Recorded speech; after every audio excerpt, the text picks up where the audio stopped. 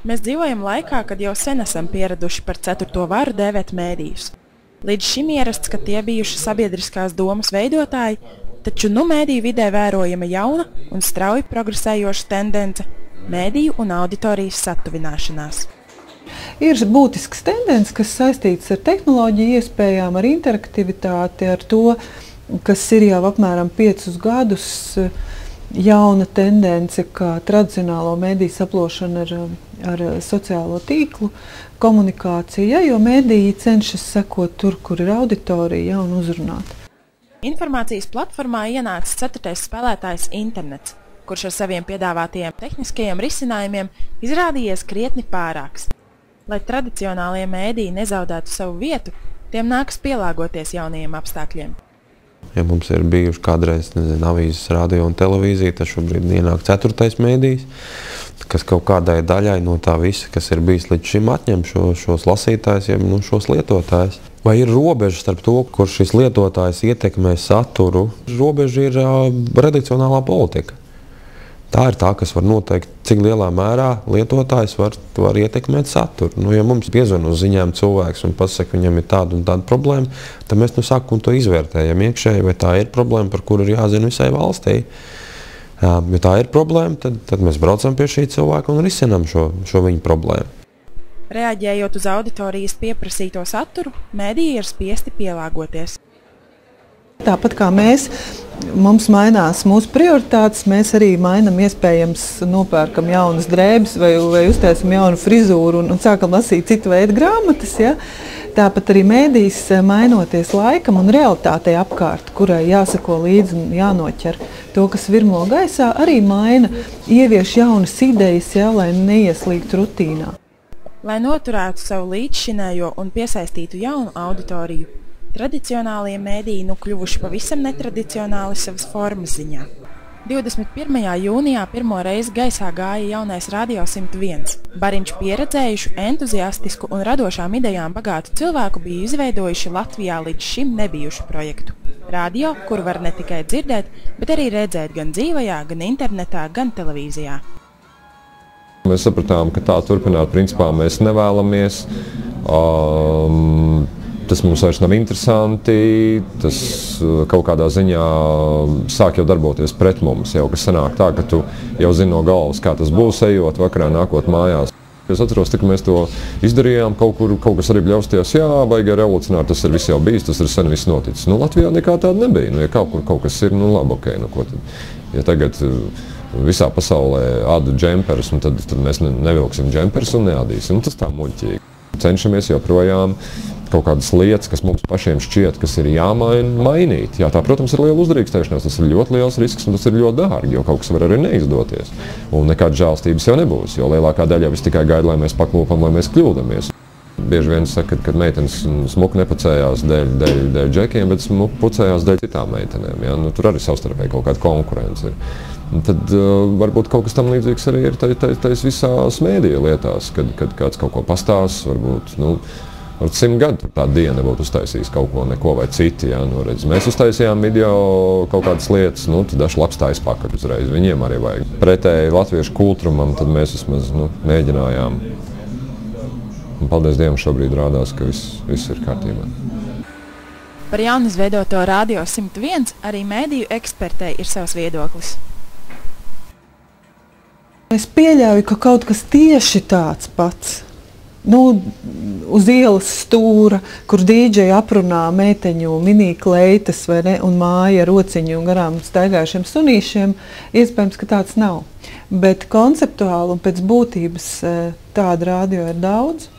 Arī Latvijā, teiksim, video kamera radio studijā, dažāda veida tiešā komunikācija ar klausītājiem, klausītāju ieaicināšana studijā, pašiem iešana ārā no studijas, pietuvošanās, teiksim, tās barjeras nojaukšanas starp mediju veidotājiem un auditoriju, tas nav nekas jauns. Kā šīs rudens aktualitāte, ievērības cienīgs fakts ir dienas viesistabas izveide. Līdzīgi kā Radio 101, arī dienas viesistaba piedāvā savu produktu patērētājiem ieskatīties tapšanas procesā. Es domāju, ka savā veidā tas bija tāds, kā saka, ašā ideja par to, ka būs jauns lielveikals. Tad, protams, es domāju, ka mums kā visiem prātā ir tas Radio 101, kas ir kaut kas publisks. Mums radās, mums bija piedāvājums, kā mēs varam izmantot šī veikala tēlus. Mēs sākumā domājam varbūt kaut kādu abonēšanas kampaņu, ka mēs, piemēram, varētu izvietot reklāmas laukumus, reklāmas stendus, varētu būt abonēšanas kaut kāds kiosks. Un tad mēs izdomājam, kāpēc mums neiet soli tālāk un netaisīt tur tiešraides, piemēram, nerīkot tur kaut ko publiskās intervijas, kas tā doma attīstījās kaut kā. Viņš nebija tāds ļoti mērķiecīgi 3 gadu garumā plānots projekts. Viņš bija diezgan straušs projekts, tā pašā laikā man šķiet, moderns, ar to domu, ka tas ir moderns. Iet pie cilvēkiem un atgādināt par to, ka presa ir atklāta tādā ziņā, ka mēs te intervējam, jūs varat uzdot jautājumu ka mums nav neviens aizmugurē, kas mums, es nezinu, saka priekšā kādus jautājumus uzdot un kādus jautājumus neuzdot. Mūs savā ziņā kontrolē publika. Tu satuvinies ar to auditoriju, bet tu jau nemaini tematus. Tāpat mēs runājam ar tiem pašiem politiķiem par jautājumiem, un mūsu tā zāle nav pilna, tāpēc, ka neinteresē. Mēs sakam, tas ir svarīgi. Un savukārt ir jautājumi, kur viņi ir pilni. Un tā būs vienmēr. Bet tas, ka mēs saglabāsim šādu te izeju uz sabiedrību, sauksim to tā, tas noteikti mēs to darīsim. Jaunas izejas uz auditoriju meklē arī sabiedriskie mēdīji. Viens no piemēriem – Latvijas televīzijas ienākšana interneta vidē. Līdz šim ziņas varēja skatīties 6 un panorāmu 8:30 vakarā televizorā, bet tagad, kur un kad vien ienāk prātā, 6 no rīta internetā vai 2 naktī mobilajā telefonā. Mums ir šī iespēja gan online skatīties raidījumus, vismaz ziņas, hokeja online, kaut vai kas ir pietiekami būtisks LTV sastāvdaļa. Panorāma, pieņemsim, skatās tur vidējais vecums, 45, 50, savukārt internetā to pašu sižetu, to pašu panorāmu, lielākā daļa cilvēku, kas noskatījušies, ir no 18 līdz 24 gadiem. Tātad pēc būtības mēs to auditoriju ar to pašu kontentu varam uzrunāt, tikai mums vajadzīgs cits loks. Piedāvāt viņam citu tehnoloģisko risinājumu, pie kura viņš pavada vairāk laika.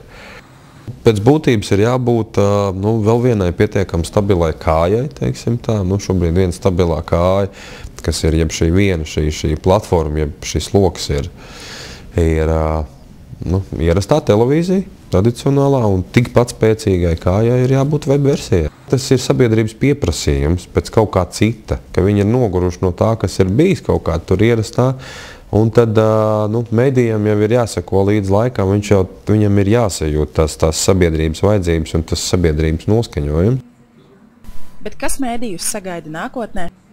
Tikai tad, ja atradīs šo veidu, kā jaunā kvalitātē sarunāties ar auditoriju, tad medijiem kopumā ir pamats pastāvēt. Televīzijas, teiksim, es domāju, nākotne, ne tikai vispār mediju nākotne, lielā mērā noteiks tehnoloģiska attīstība. Šobrīd ir nevis tā, ka saturs noteiks, bet tas, kāds būs šīs tehnoloģiskās iespējas, un medijiem būs jāpakļaujās šīm tehnoloģiskām iespējām. Izmantojot jauno tehnoloģiju piedāvātās iespējas, jācīnās par katru. Ne tikai par katru cilvēku, bet arī par katru minūti, ko viņš vai viņa veltīs medijam. Arī līdz šim skaidri definētā robeža starp medijiem un auditoriju pamazām izzūd. Taču kā robežas mazināšanās turpmāk ietekmēs mediju saturu, par to mēs šobrīd varam tikai prātot.